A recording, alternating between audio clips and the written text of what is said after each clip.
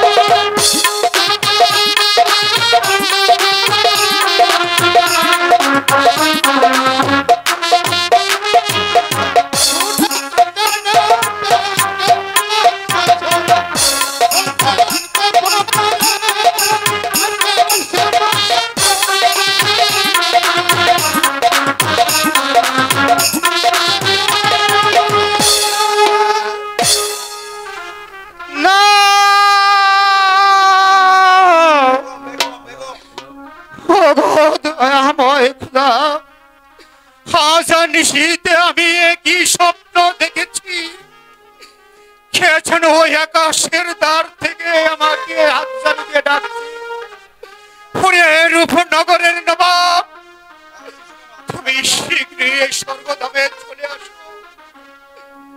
এখন আমি কি করব? আমার মনে হচ্ছে মৃত্যু যে আমার অতি নিকটবর্তী।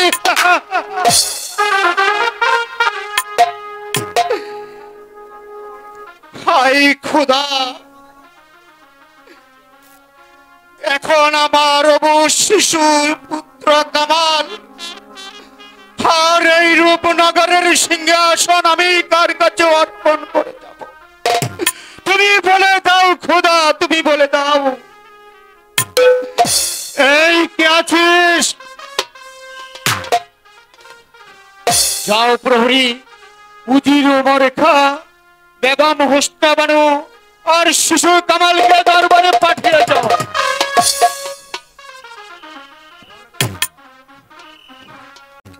আমাকে কি জন্য স্মরণ করেছেন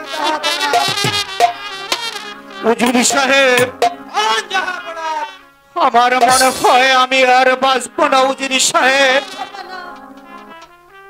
আজ নিশীথ আমি কি স্বপ্ন দেখেছি উজির সাহেব, কে যেন আমাকে হাত ছানি দিয়ে ডাকছে আর বলছে, ওরে নবাব, তুমি শীঘ্রই স্বর্গধামে চলে আসো। আমার মন বলছে উজির সাহেব আমি আর বাঁচবো না উজির সাহেব।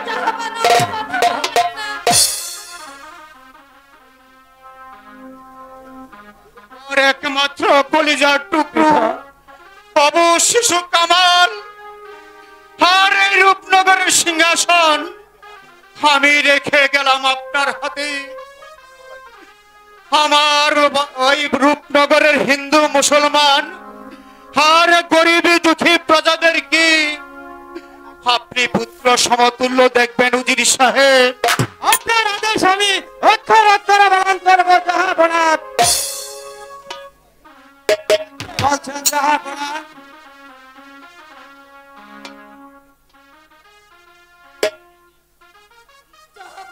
বেগম,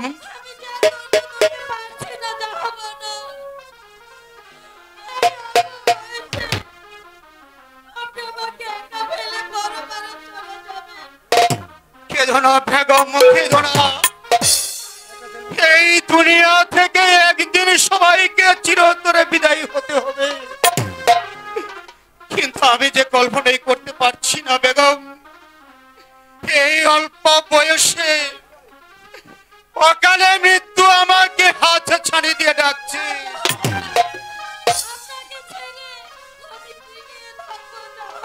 বেগম, বাবা চলে গেলে আমি কাকে পিতা বলে ডাকবো? বলো, কাকে পিতা বলে ডাকবো? ওরে কামাল, তুই আর কাঁদিস না রে বাবা, শুধু আমার মনে একটু দুঃখ রইল, আমি তোকে নিজ হস্তে মানুষ করতে পারলাম না, আর এই রাজা মুকুট আমি তোর মাথায় পরে দিতে পারলাম না। বসো বসো বাবা কামাল, বসো তুমি এই সিংহাসনে, আর আমার রাজা মুকুট তুমি ধারণ করো তোমার মাথায়।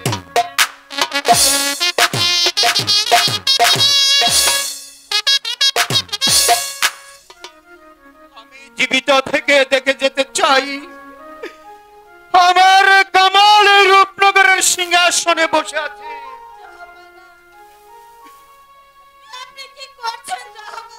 বেগম, আজ থেকে এই রূপনগরের সিংহাসন আমি সঁপে দিয়ে যাই তোমার হাতে। কামাল উপযুক্ত না হওয়া পর্যন্ত তুমি এই রাজ্য পরিচালনা করবে বেগম। আপনি কি বলছেন জাহাপনা?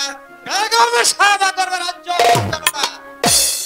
সেজন্য কোনো চিন্তা করবেন না উজির সাহেব, আপনার কাছে রইল আমার শেষ অনুরোধ, আপনি সব সময় তাদের পাশে থাকবেন। আর আমি যদি কোনোদিন আপনাদের কাছে অন্যায় করে থাকি তাহলে আমাকে নিজ গুণে ক্ষমা করে দিবেন উজির সাহেব, আমাকে নিজ গুণে ক্ষমা করে দিবেন। বেগম, আমি আমি আর দাঁড়িয়ে থাকতে পারছি না বেগম। ওইটাই দেখো বেগম, মৃত্যুকে আমাকে হাত ছাড়িয়ে দিয়ে ডাকছে, আমাকে একটু ধরো বেগম, আমি আর দাঁড়িয়ে থাকতে পারছি না। বাবা কামাল, আমাকে একটু ধরো বাবা। বেগম, আমি চলে যাচ্ছি বেগম, আমি পরকালে চলে যাচ্ছি।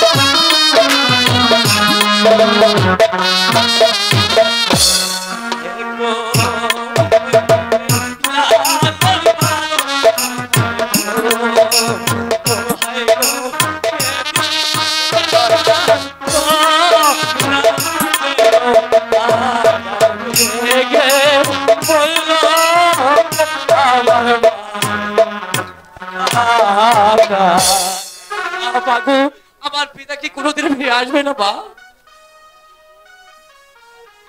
কাজল, কাঁদবেন না বেগম সাহেবা, যা হওয়ার তা হয়ে গেছে। এবার চলুন জাহাপনার মৃত্যু দেহনে আমরা দাফনের ব্যবস্থা করি।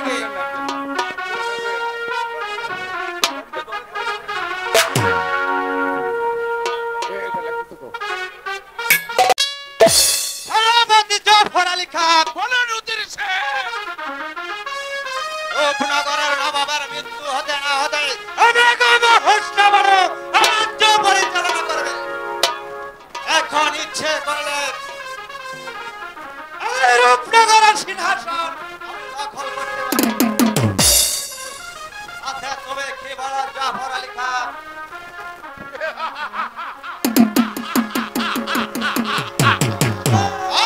জাফর আলী খান, হ্যাঁ বলুন। আমি যদি রূপনগরের সিংহাসনে বসতে পারি তাহলে আমি হবো এই রূপনগরের নবাব, আর তুমি হবে আমার এই প্রধান উজিরওয়ালা।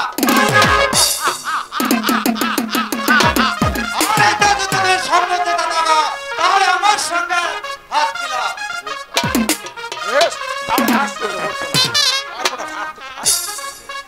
উজির সাহেব,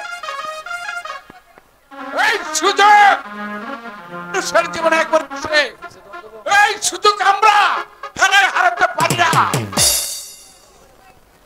আপনি বলুন কি উপায়ে সিংহাসনটা দখল করা যায়? তাহলে শোনো জাফর আলী খান, বেগম হোসনাবাদ আর তারা আমার সঙ্গে কামাল, তাদেরকে আমি হত্যা করতে পারলে আমাদের পথ হবে একেবারে পরিষ্কার।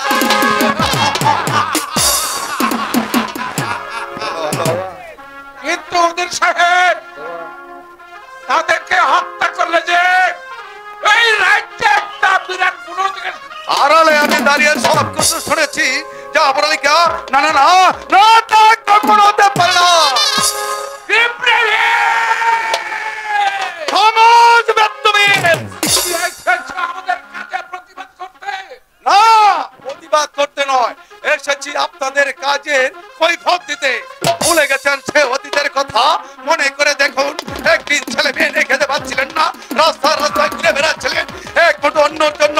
সেদিন নবমের অনুগ্রহণে স্থান দিয়েছে রাজপ্রাসাদে। আজ নবমের মৃত্যু নদী চেয়েছেন তার স্ত্রী পুত্রকে হত্যা করতে। না না না, তা কখনো হতে পারে না। চুপ! বেশ, আজ আমি বেড়ে গেলাম, তবে আপনারাও স্মরণ রাখবেন, এই রাজপ্রাসাদে আপনাদেরকে হত্যা করার মতন যদি কেউ না থাকে, তাহলে ইব্রাহিম কিছুতেই চুপ করে বসে থাকবে না। তাই জনতা নিয়ে আপনাদের উপর ঝাঁপিয়ে পড়বে।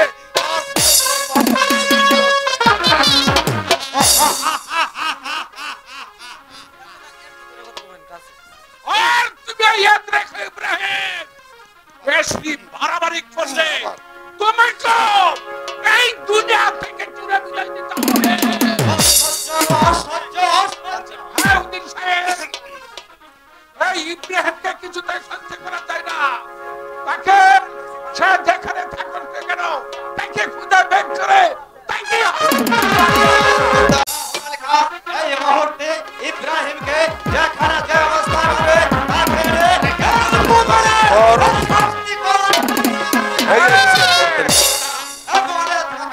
আপনি যখন হুকুম করেছেন, তাহলে অক্ষরে অক্ষরে আমি সেই অক্ষরে পালন করব।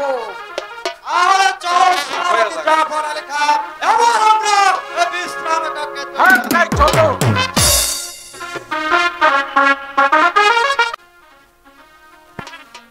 কি লিখেছিলে তুমি আমার কপালে? স্বামী আমাকে একা ফেলে বড় পারে চলে গিয়েছে। এখন আমি এই অবশ শিশুটিকে নিয়ে কেমন করে এই রাজ্য পরিচালনা করব? সর্বনাশ, সর্বনাশ হয়ে গেছে বেগম সাহেবা, সর্বনাশ হয়ে গেছে। শীঘ্রই শিশু কামালকে নিয়ে এই রাজপ্রাসাদ থেকে পালিয়ে যান। কেন, কি হয়েছে যে আমি রাজপ্রাসাদ ছেড়ে পালিয়ে যাব? বেগম সাহেবা, সেনাপতিও জাফর আলী খান আপনাদেরকে হত্যা করবে। আমাদেরকে হত্যা করে তাদের লাভ? তাদের লাভ অনেক। সেনাপতি হবেন এই রাজ্যের উজির, আর উজির সাহেব হবেন এই রাজ্যের নবাব।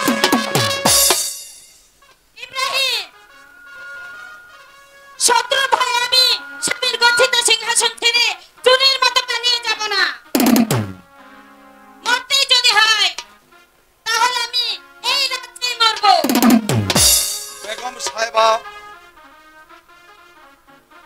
তাহলে কি আপনি যাবেন না বেগম সাহেবা?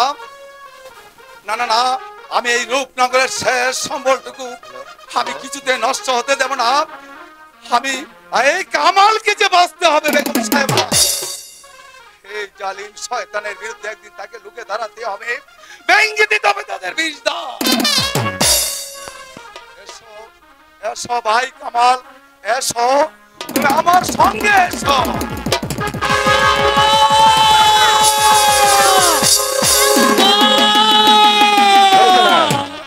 কিছু ডাকবেন না বেগম সাহেবা, আজ থেকে এই শিশু কামালকে আমি লেখাপড়া শিখিয়ে দিয়ে তাকে একটি মানুষের মতো মানুষ করে ঘরে তুলবো। আপনি শুধু আমাকে দোয়া করবেন। তাই বিদায়, বিদায় বেগম সাহেবা,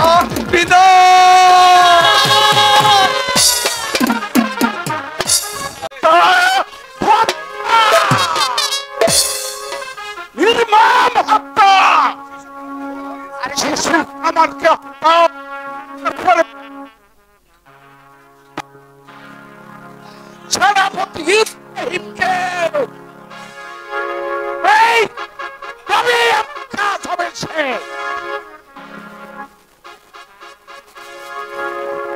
হ্যালো হ্যালো হ্যালো হ্যালো তুমি কোথায়? এখনই এখনই তোমার জীবনের ত্রিবেণী খেলা শেষ হয়ে যাবে।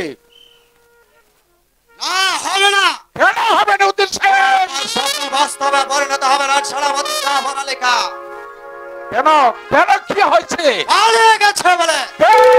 কে পালিয়েছে? পালিয়ে গেছে। কে পালিয়ে গেছে উদ্দিন সাহেব? শেষ কামালকে নিয়ে এই শয়তান ইব্রাহিম এই রাজপ্রাসাদের বাইরে পালিয়ে গেছে। কেমন করে পালিয়েছে?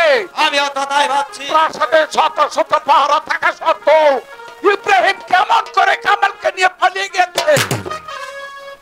আমি অত তাই ভাবছি। সেনাপতি জাফর আলী খান গোল হয়ে গেছে। জাফর আলী খান গোল হয়ে গেছে। সেদিন শেষ কামালকে হত্যা করার আগে এই শয়তান ইব্রাহিমকে হত্যা করা উচিত।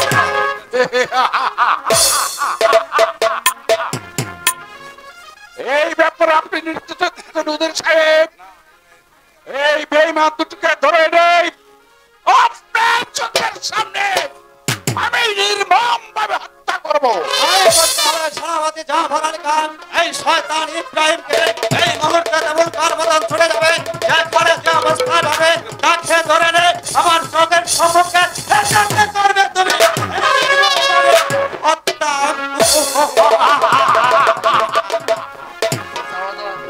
আবার চল সেনাপতি জাফর আলী খান, আমরা গিয়ে দেখি এনে কাজটা আবার কিভাবে করতে হবে। ভাই চলো, আমরা দুইজন মিলে আবার ওই রাজ সিংহাসনে বসার ওই পরিকল্পনা করে গে। ভাই চলুন।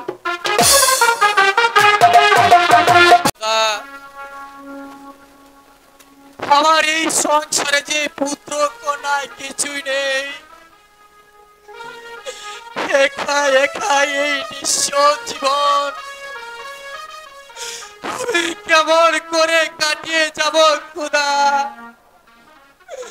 ওগো খোদা মেহেরবান, তুমি আমাকে একটু উপায় করে দাও খোদা, তুমি আমাকে একটু উপায় করে দাও। ওই ওই তো দেখা যাচ্ছে কতগুলি জাফর বাড়ি। দেখি দেখি কদমালি বাড়ি আছে কিনা। কদমালি, কদমালি, কদমালি বাড়ি আছো? কদমালি, কে আমাকে নিশি রাত্রি ডাকছে?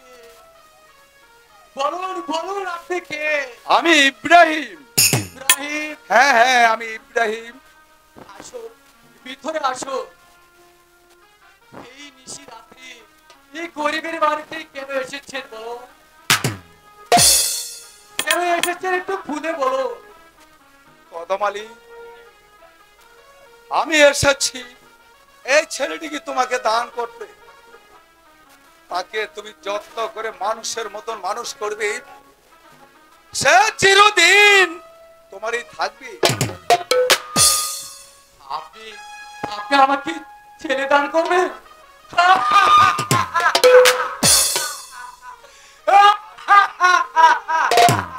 সত্যি সত্যি বলছেন আপনি আমাকে ছেলে দান করবেন? হ্যাঁ কদমালি, হ্যাঁ। এই এই যে ছেলেটি, এই ছেলেটিকে তোমাকে আমি দান করলুম, কিন্তু একটি কথা, কি কথা? আজ থেকে ওর নাম তুমি পাল্টিয়ে রাখবে। এই ছেলে তোমার ছেলে বলে তুমি পরিচয় দেবে। ভাইয়া, ভাইয়া তুমি আমাকে একা ফেলে চলে যাবে? সেই জন্য তুমি দুঃখ করো না ভাই। ভাইয়া, আমি যদি জীবিত থাকি তাহলে তোমার সঙ্গে আমি না ভাইয়া, না। প্রতিদিন এসে দেখা করব। না ভাইয়া, না। ওই ওই দেখো দেখো কামা, তুমি না পাখি পছন্দ করো? ওই দেখো কত সুন্দর দুটি পাখি, দেখছো? ওই দেখো, ওই পাখিকে পছন্দ হয় না? তাহলে আসো। ওই দেখো, দেখছো দুটি পাখি গাছের ডালে কেমন করে রয়েছে, দেখছো? দেখো দাদা, সুন্দর পাখি। তুমি তুমি তাকে ধরো, দাদা। আমি এখানে দাঁড়িয়ে আছি। দাদা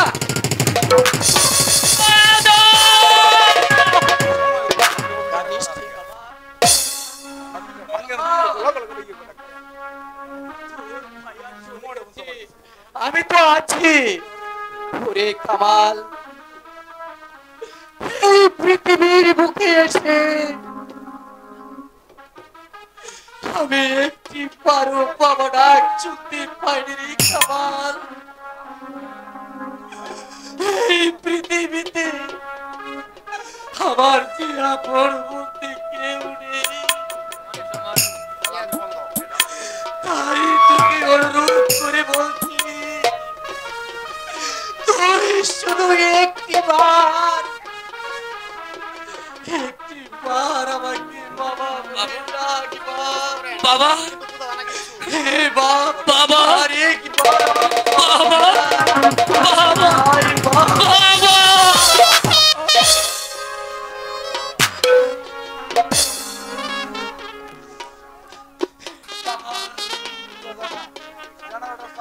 তোকে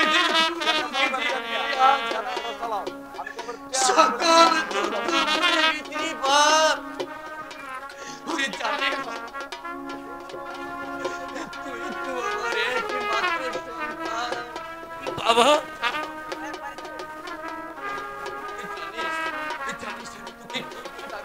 কি বলে ডাকবে, কি বলে ডাকবে আমাকে? আজ থেকে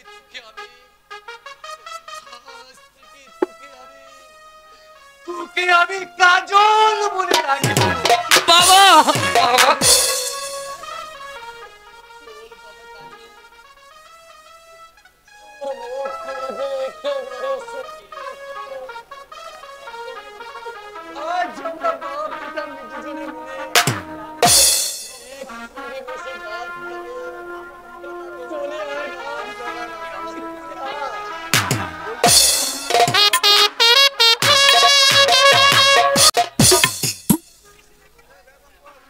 কিসে যে কি হয়ে গেল জাফর আলী খান, আমি যে ভাবতেও পারি না। সে জন্য কোনো চিন্তা করবেন না ওদের সাহেব। মন করে হোক আর যাই হোক, ওই শয়তান দুটিকে ধরে নে। আমি করব নির্মম ভাবে হত্যা। তাই করতে হবে সেনাপতি জাফর আলী খান। হ্যাঁ হ্যাঁ, আমি তাই করব। মহান আল্লাহ তাআলা যার বাগে মৃত্যু লক্ষিনী, শত চেষ্টা করলেও তোমরা তাকে মারতে পারবে না। বেগম সাহেবা, চুপ করুন। আপনি আবার কি বলতেছেন বেগম সাহেবা? বলতে নয় সেনাপতি সাহেব, আমি এসেছি আপনাদের কাজের প্রতিবাদ করতে। তার অর্থ কি? অর্থ এই যে খোদা যার বাগে মৃত্যু লেখেনি, শত চেষ্টা করলেও কেউ তাকে মারতে পারে না।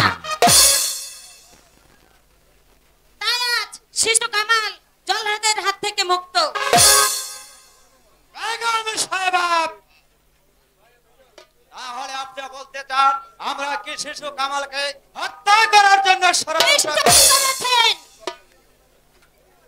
যদি ওই ইব্রাহিম সাহায্য না করত, তাহলে আজই কামালকে এই দুনিয়া থেকে চলে যেতে হতো। বেগম সাহেবা, কারণ যান বেরিয়ে যাবে এখান থেকে। আজ তোদেরকে আমি হারে হারে চিনে ফেলেছি। তাই তো ভাবছি তোদের বেঈমানেদেরকে কি শাস্তি দেওয়া যায়।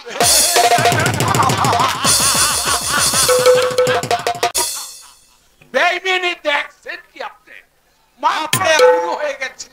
আপনি হয়তো জানেন না বেগম সাহেবা, আপনার জীবন মরণ এখন আমাদের হাতে। বেগম সাহেবা, আমরা নবাব মহলের সবাইকে অর্থের বিনিময়ে আমাদের অনগত করে ফেলেছি। তাই তো বলছি, যদি আপনার এই ভাগ্যটাকে শুভ শূন্য করতে চান, তাহলে আমাদের অনুগত ভাবে আপনাকে রাজমহলে থাকতে হবে, নইলে আপনার স্থান হবে এই অন্ধকার কারাগারে।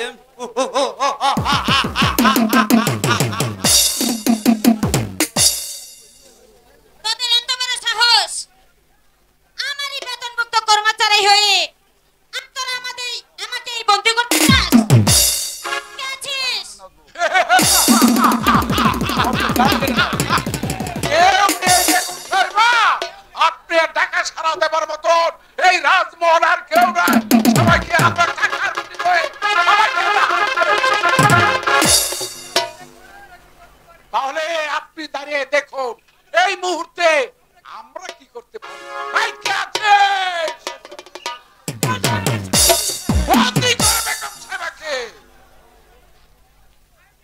সে আমাকে আমি বন্দি করব।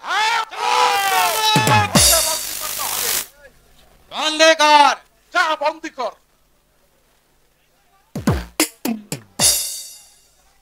আবা আমি কিছু মনে করেন না, আমি তোমার কর্ম না অনেক যা এবার নিয়ে চন্দ্র কারাকক্ষে মনে কথা না নিয়ে যা। বেগম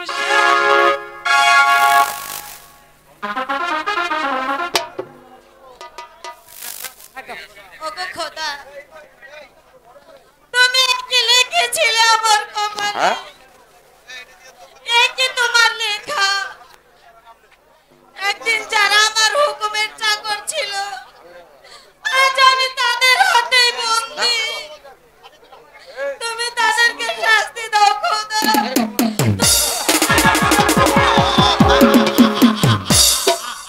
শাস্তি এবার অন্ধকার কারাকক্ষে বসে বসে সেই শাস্তি আপনি ভোগ করুন।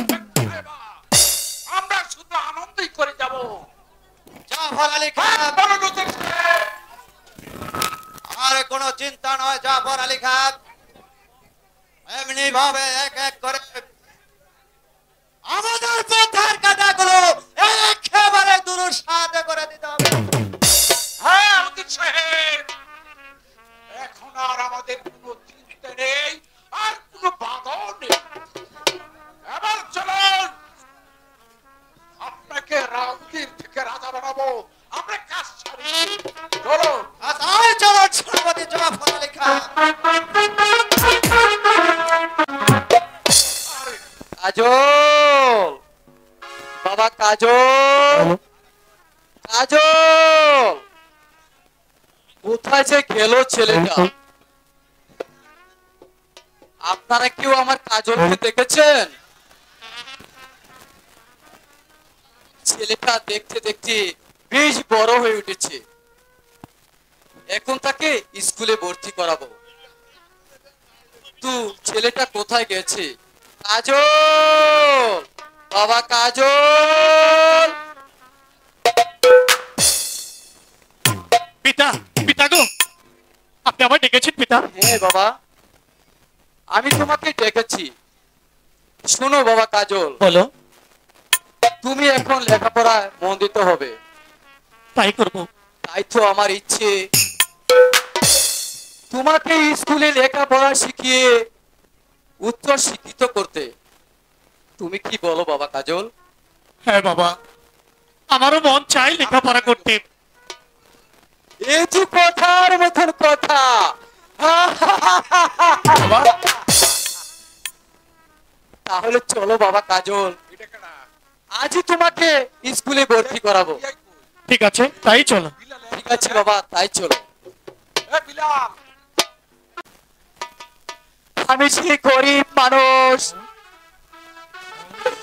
আমার ছেলেকে আপনি দয়া করুন মাস্টার সাহেব, দয়া করে আমার ছেলেকে স্কুলে ভর্তি করুন। Hello hello,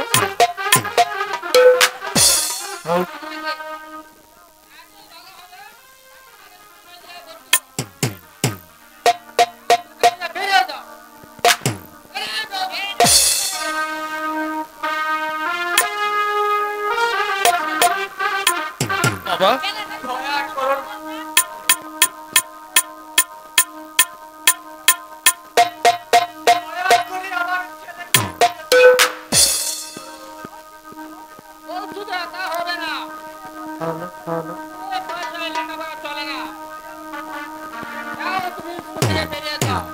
hello hello hello, বাবা,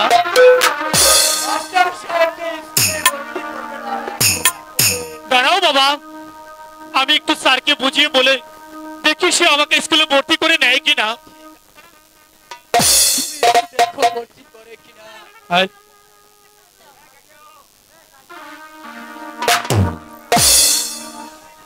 সালাম নাই গো মাস্টার, ও মাস্টার, আবো